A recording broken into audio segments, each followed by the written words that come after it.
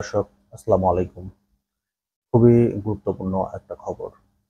ইতিমধ্যে আপনারা জানেন যে শেখ হাসিনা পালিয়ে যাওয়ার ১ বছর পূর্ণ হতে চলছে। তারা কিন্তু ভারতে বসে চুপ করে বসে নেই। তারা প্রতিনিয়ত বাংলাদেশকে নিয়ে ষড়যন্ত্রে লিপ্ত হচ্ছে। প্রতিনিয়ত তারা নতুন ষড়যন্ত্রে জড়াচ্ছে।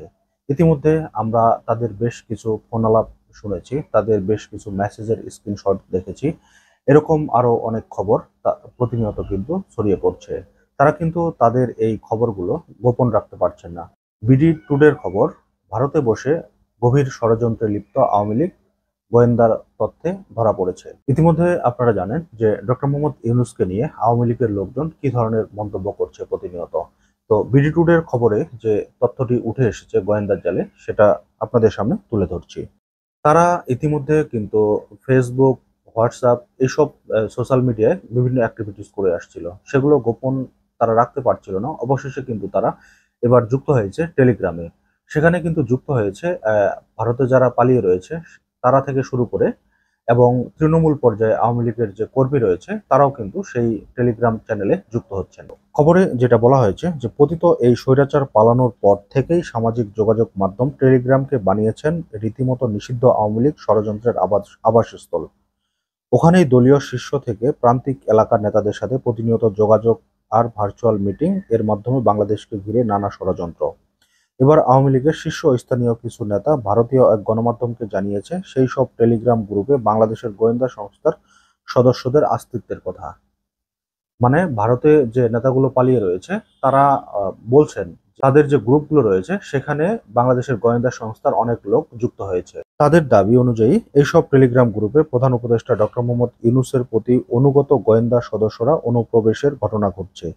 এই অনুপ্রবেশকারীরা নাকি গ্রুপগুলোর কথোপকথন রেকর্ড করে, যা পরে অংশগ্রহণকারীদের চিহ্নিত করে গ্রেপ্তার করাতে ব্যবহার করা হয়।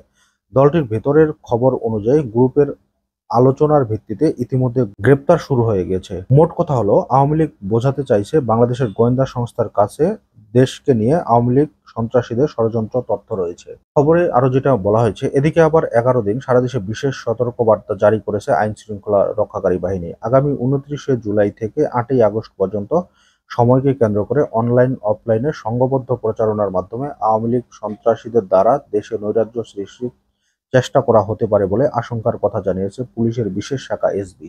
এই যে ২৯শে জুলাই থেকে ৫ই আগস্ট, এই সময়টা ছিল আওয়ামী লীগ পতনের অন্যতম একটা সময়। তো এই সময়টাকে তারা মূলত টার্গেট করে নিয়েছে যে এই সময়ের মধ্যে তারা বাংলাদেশে কিছু নাশকতা করার চেষ্টা করবে। গোয়েন্দা সূত্রে কিন্তু এ তথ্যটাই উঠে এসেছে।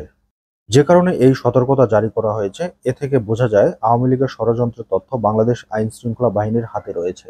অন্যদিকে একাধিক নির্ভরযোগ্য সূত্রের তথ্য অনুযায়ী ফ্যাসিস্ট হাসিনা ২৪-এর গণঅভ্যুত্থানে ভারতে পালিয়ে যাওয়ার পর থেকেই তার নিষিদ্ধ দল আওয়ামী লীগের নেতাকর্মীদের সঙ্গে যোগাযোগের একমাত্র নির্ভরযোগ্য বাহন হয়ে উঠেছে সামাজিক যোগাযোগ মাধ্যম টেলিগ্রাম।